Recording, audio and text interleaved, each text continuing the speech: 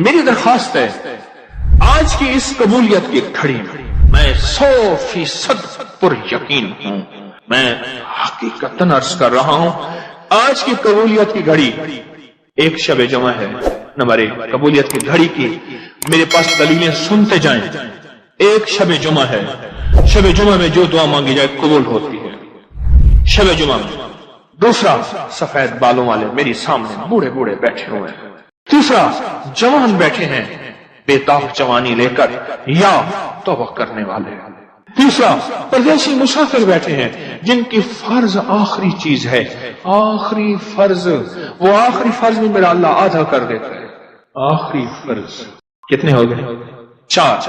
اور 5واں، پردیسیوں کا مجمع، لیکن وہ میں کہہ چکا ہوں من کے ساتھ مستر کا مجمع، چین لوگوں کا مجمع، بے قرار لوگوں کا مجمع، جب ہاتھ اٹھاتے ہیں اور ان کے دل کا رواں رواں کپ کپاتا ہے اور عرش سے فیصلے کروا دیتے ہیں۔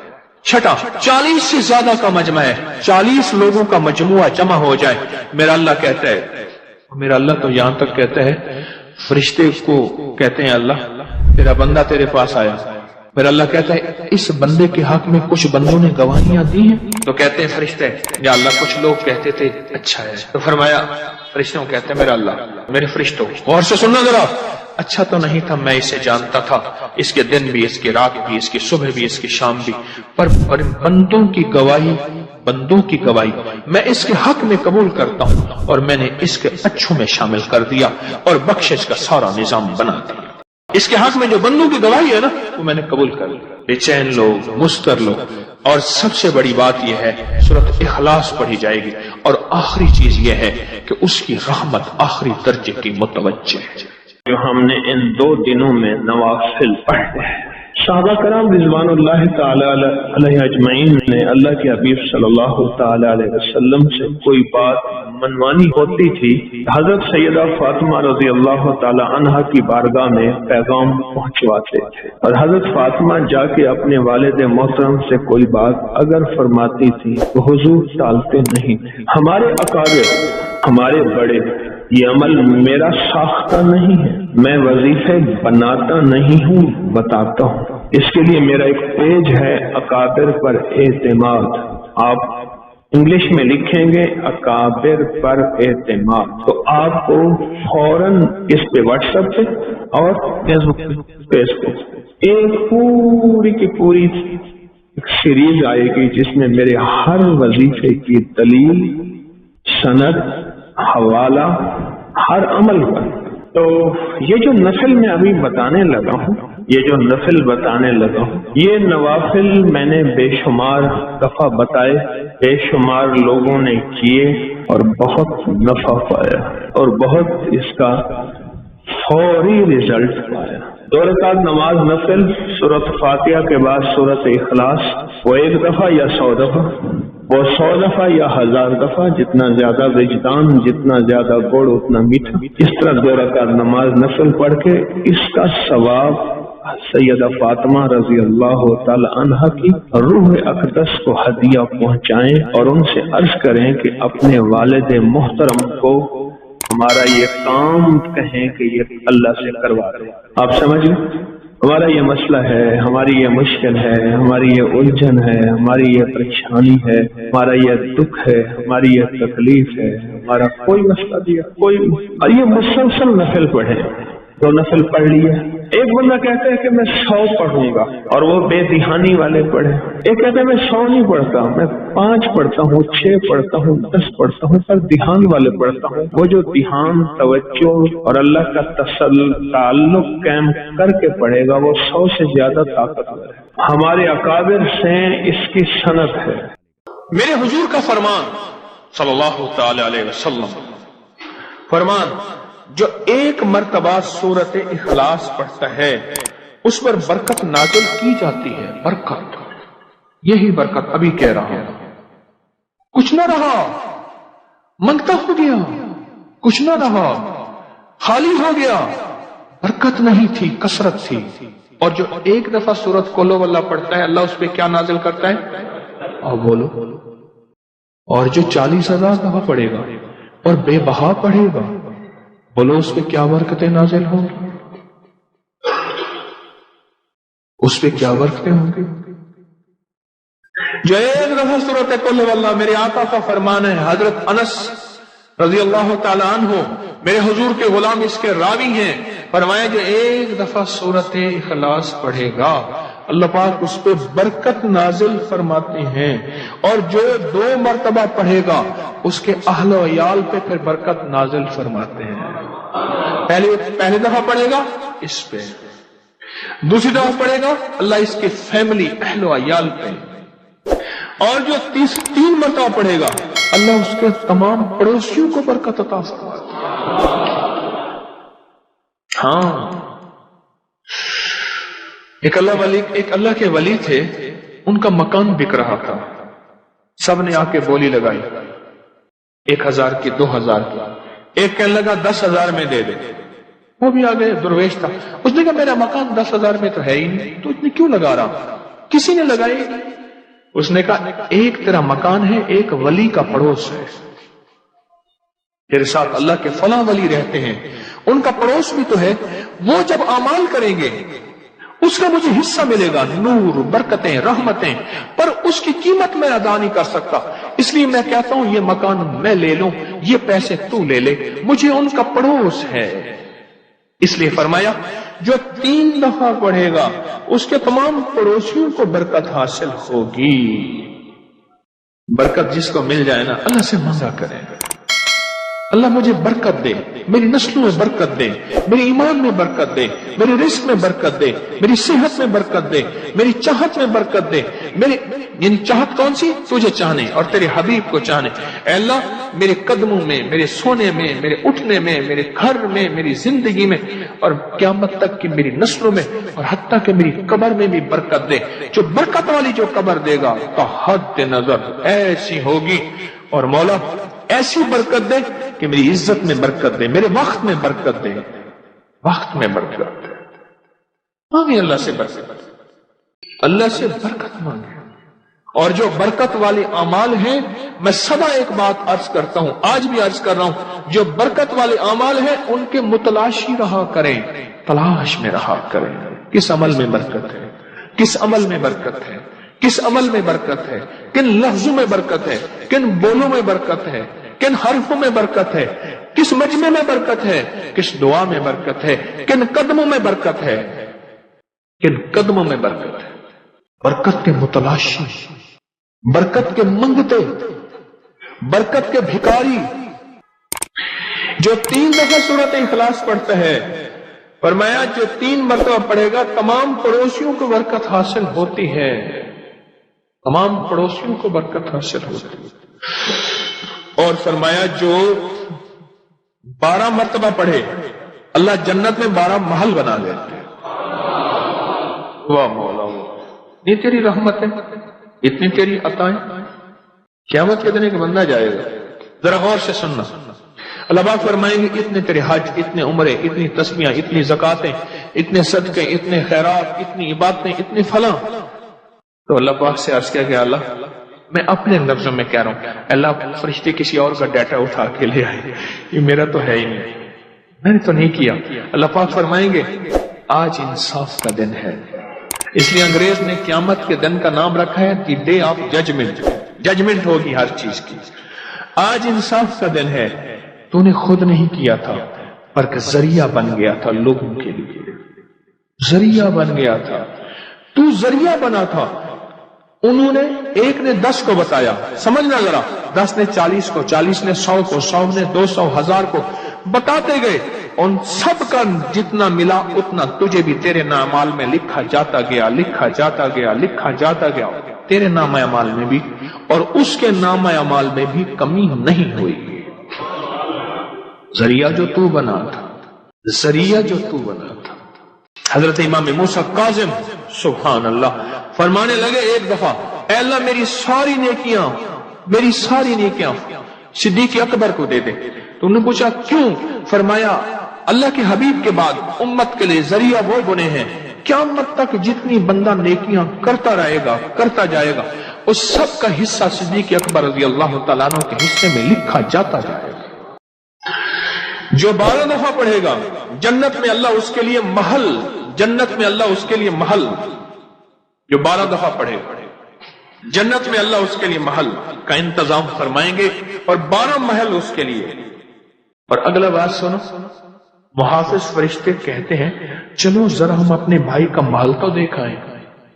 جو ارد گرد محافظ فرشتے ہیں جب 12 دفعہ پڑھے گا اور 12 محل بن جائیں گے. اور ایک محل کیسے ہوگا؟ اس میں 70,000 کمرے ہوں گے، ہر کمرے کے 70,000 دروازے ہوں گے، ہر دروازے کے اندر 70,000 غلام ہوں گے، ہر کمرے میں 70,000 کھانے ہوں گے، رنگا رنگ کی محفلیں ہوں گی.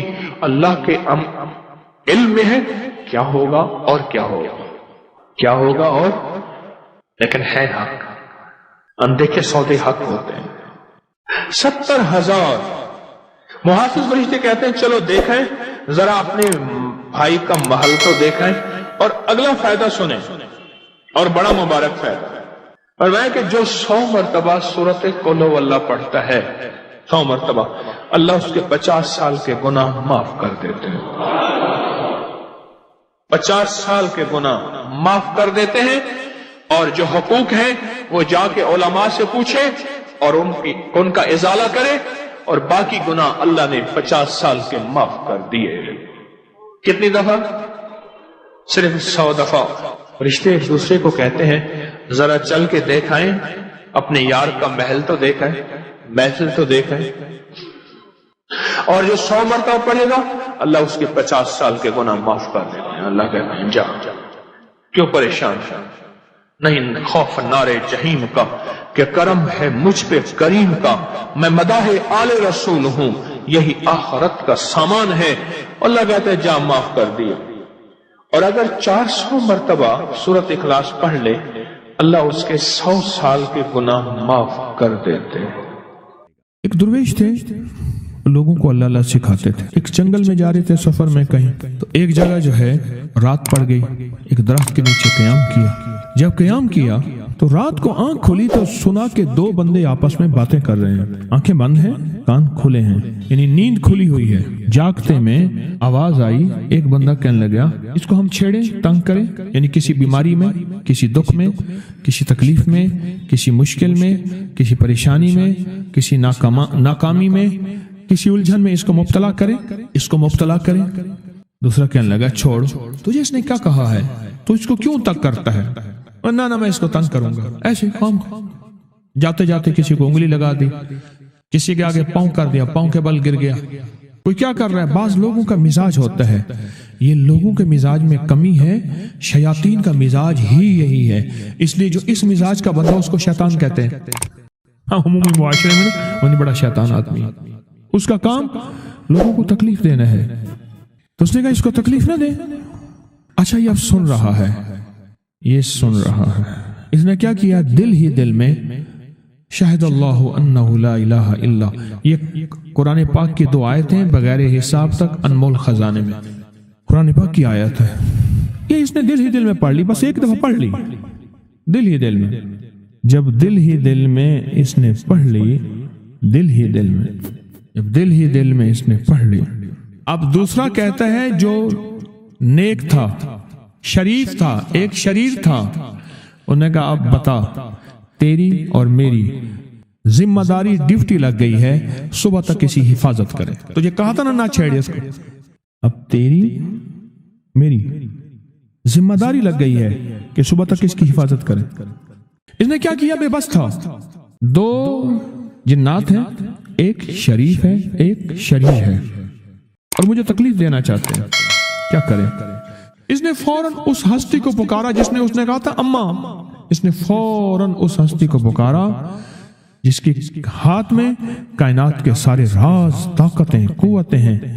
اور اس ہستی نے کیا کیا؟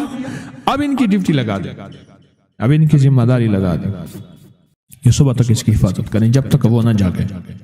پہلے دن سے ہمارے ساتھ دشمنی کا فیصلہ ہے، پہلے دن سے ہمارے ساتھ دشمنی کا فیصلہ ہے، پہلے دن سے. اور وہ فیصلہ ہو کے رہا ہے، اور اس کی وجہ سے ہم تکلیفوں، پریشانیوں، نقصانوں اور مسائل میں چلے آ رہے ہیں. اب اس کا تحفظ کیا ہے؟ اس کی حفاظت کیا ہے؟ کیا کریں؟ ایک خود لڑیں، ہواؤں سے لڑنا. ہمارے یہاں ایک مائی تھی، اس کا بیٹا تھا، کہنے لگا میرا پتر ہر وقت ہوائی نہ لڑ دے. ہر بندے سے لڑتا ہے، ہواؤں سے بھی لڑتا ہے سارا دن. تو ہوا سے کون لڑے گا؟ اب خود کہتے ہیں ہوائی چیزیں. جنات کا نام ہم نے ہوائی چیزیں بھی رکھا ہوا ہے کہ ایسی چیزیں جو ہوا کے جھونکے کی طرح نظر نہیں آتی.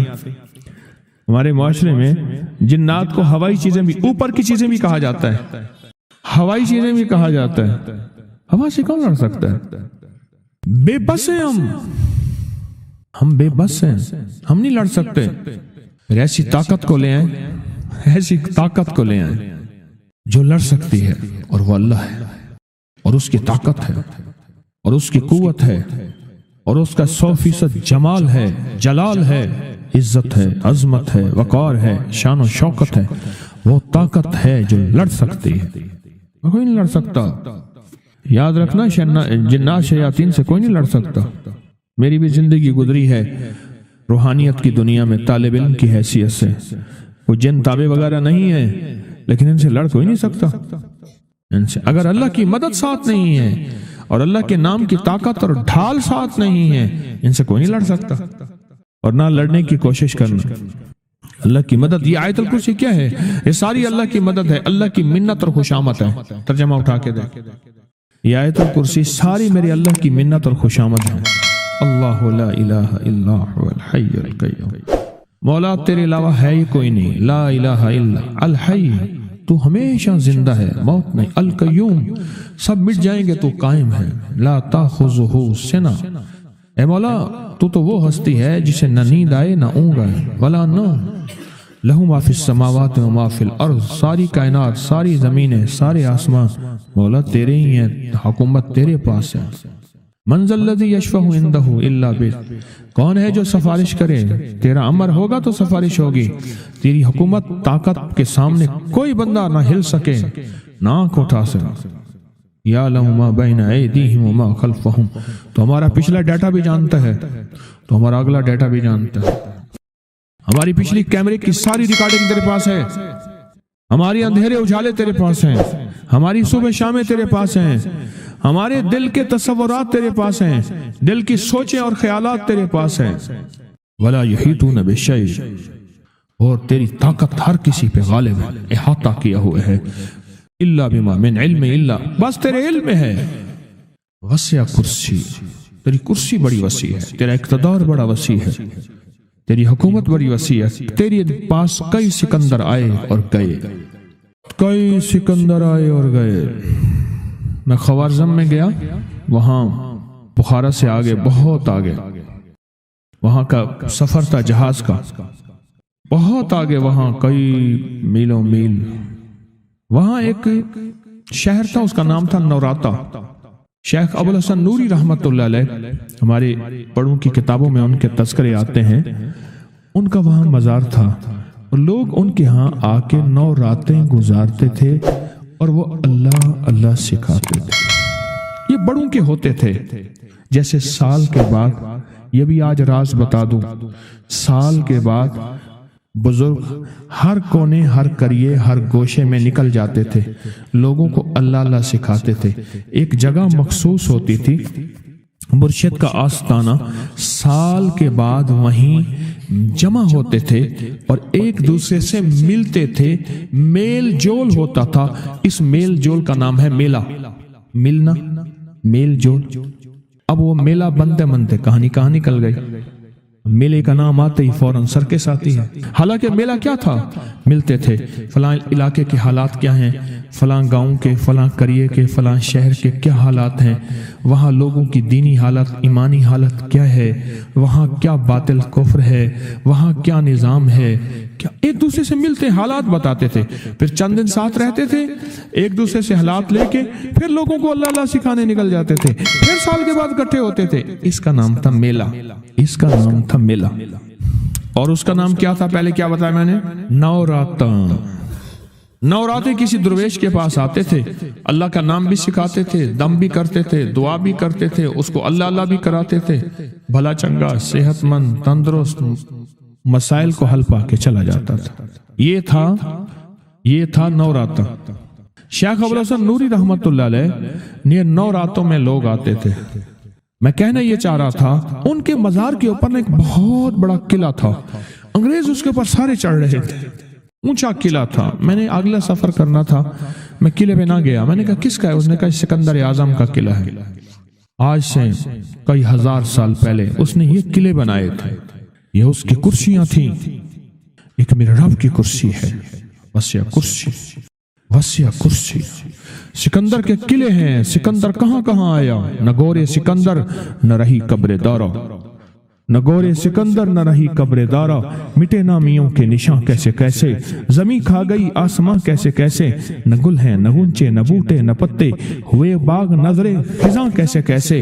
ہر ایک دل پہ ہے داغ ناکامیوں کے, نشاں دے گیا بے نشاں کیسے کیسے. اس کی کرسی ہے. کہتے میں نے آیت الکرسی پڑھی ہے. آیت الکرسی پڑھی تھی, میں دیکھو میری کیا مدد ہوئی.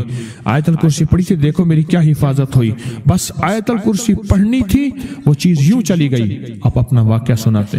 وہ آیت الکرسی بنیادی طور پہ میرے رب کی ساری منت اور خوشامد ہے. وَهُوَ الْعَلِيُّ الْعَظِيمُ. مولا تیرا علو العظم عظمتیں اور تیری کبریائیاں میں بیان نہیں کر سکتا. یہاں بندہ آ کے نا ایسے حاجز آ کے ہاتھ باندھ جاتا ہے کہ بس میری بس ہو گئی ہے, میں تیری عظمتوں کو بیان نہیں کر سکتا.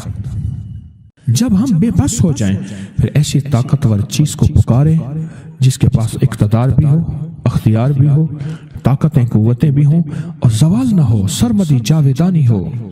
ایسی طاقت جس کو زوال نہ ہو, اس کو پکاریں.